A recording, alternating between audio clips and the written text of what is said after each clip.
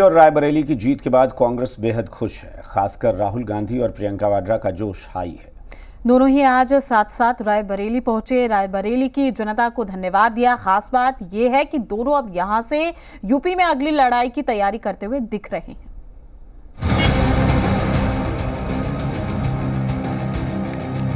अगर ये लड़ जाती वाराणसी में, हिंदुस्तान के प्रधानमंत्री 2-3 लाख वोटों से वाराणसी का चुनाव हार जाता।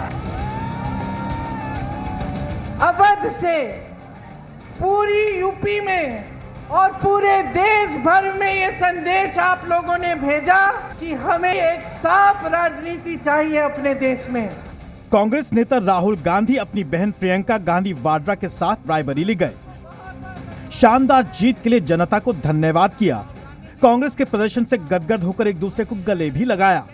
राहुल गांधी का तेवर ऐसा कि बीजेपी के अयोध्या में हुई हार से लेकर वाराणसी के चुनावी नतीजों पर भी तंज कस दिया। दिल से धन्यवाद करता हूं। अगर ये लड़ जाती वाराणसी में, हिंदुस्तान के प्रधानमंत्री 2-3 लाख वोटों से वाराणसी का चुनाव हार जाता। मैं ये बात अहंकार से नहीं कह रहा हूं। मैं ये इसलिए कह रहा हूं क्योंकि हिंदुस्तान के प्रधानमंत्री को हिंदुस्तान की जनता ने मैसेज दिया है, ये आपकी जो राजनीति है हमें अच्छी नहीं लगी, हम इसके खिलाफ हैं, हम नफरत के खिलाफ हैं। यूपी में अमेठी सीट फिर हासिल करने के बाद कांग्रेस का आत्मविश्वास 7वें आसमान पर है। दूसरी ओर चिलचिलाती धूप में प्रियंका राहुल से मिलने हजारों की संख्या में कांग्रेस कार्यकर्ता भी पहुंचे थे। कांग्रेस अब यूपी विधानसभा चुनाव पर नजर बनाए हुए है, जबकि कांग्रेस पार्टी का सबसे बड़ा टारगेट इसी साल होने वाले हरियाणा, महाराष्ट्र और झारखंड विधानसभा चुनाव पर भी है। ये शुरुआत है। हिंदुस्तान ने मैसेज भेजा है कि हमें नरेंद्र मोदी जी का विजन अच्छा नहीं लगता, हमें नफरत नहीं चाहिए, हमें हिंसा नहीं चाहिए, हमें मोहब्बत की दुकान चाहिए और हमें नया विजन चाहिए देश के लिए। वैसे कांग्रेस की चिंता ये भी है कि जिन राज्यों में इस बार उनका लोकसभा चुनाव में खाता भी नहीं खुला, वहां के लिए क्या रणनीति बुनी जाए। इस बीच बीजेपी ने एक कर राहुल गांधी को जवाब दिया है।